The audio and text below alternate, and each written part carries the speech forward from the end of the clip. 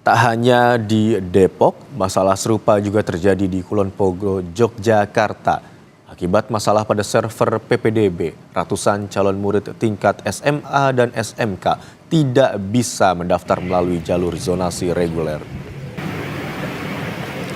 Seperti yang terjadi di SMK 2 Pengasih, Kulon Progo ini, sejumlah orang tua dan calon murid hanya bisa menunggu hingga server kembali normal.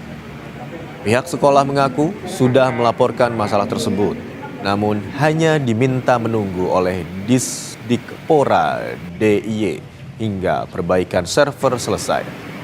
Pihak sekolah berharap Disdikpora DIY mensimulasikan proses PPDB online sejak awal, sehingga tidak menimbulkan kebingungan saat PPDB berlangsung.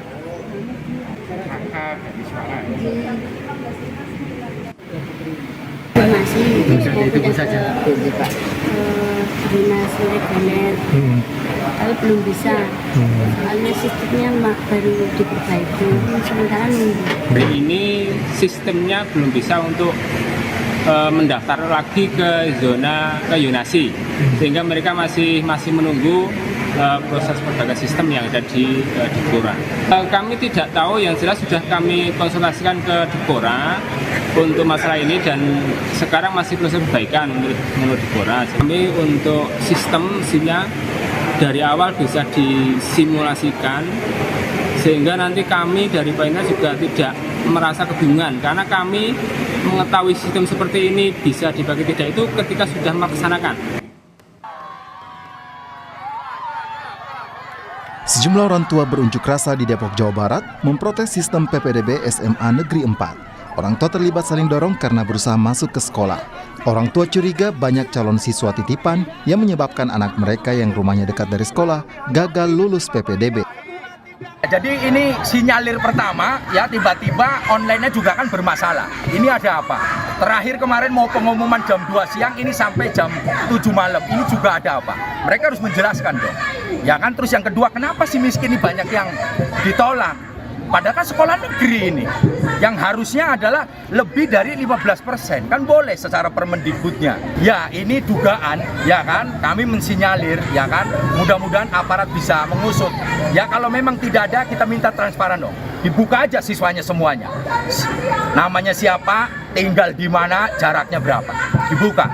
Kalau memang tidak ada sesuatu.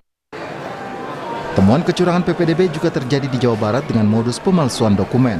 94 calon siswa di 2 sekolah ditemukan memalsukan kartu keluarga mereka. Penjabat Gubernur Jawa Barat B. Triadi Mahmudin akan melaporkan temuan kecurangan PPDB tahap 1 kepada Kemendikbudristek.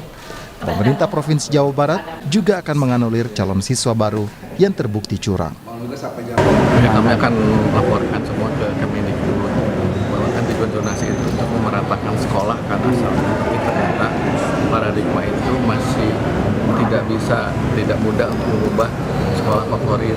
Kerjasama dari semua pihak termasuk dari dinas Capil untuk memperhatikan betul atau dia mengalir.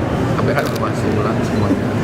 Kenapa bisa sampai satu rumah atau satu alamat itu bisa 6 kakak, 8 kakak, ya kan ini udah tidak normal kan sebetulnya. Jadi dari investigasi harian Kompas, modus pemalsuan dokumen PPDB dimulai ketika orang tua atau wali meminta bantuan jasa edit dokumen di media sosial, khususnya Facebook. Temuan harian Kompas biayanya mencapai Rp100.000. Padahal penerimaan siswa melalui jalur zonasi secara aturan diperuntukkan untuk siswa yang berdomisili di wilayah yang ditetapkan oleh pemerintah daerah. Karena membutuhkan dokumen alamat kartu keluarga yang sesuai dengan wilayah sekolah yang ingin didaftar, maka alamat rumah orang tua pun diedit. Dokumen palsu itu kemudian diunggah ke situs PPDB jalur zonasi.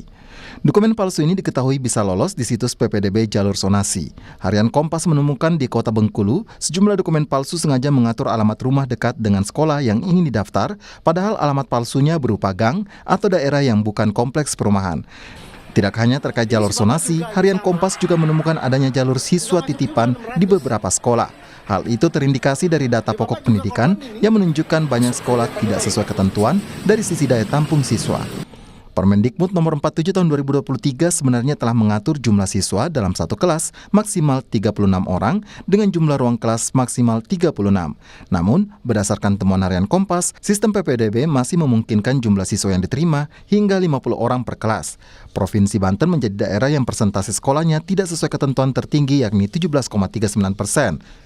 Disusul Bali 16,18%, lalu ada Sumatera Selatan, Jakarta, dan Jawa Barat. Sistem zonasi sebelumnya dibuat untuk pemerataan pendidikan, menghilangkan stereotip sekolah unggulan yang menjadi rebutan. Namun sengkarut PPDB masih terjadi dan memicu kekecewaan publik. Tim Liputan, Kompas TV.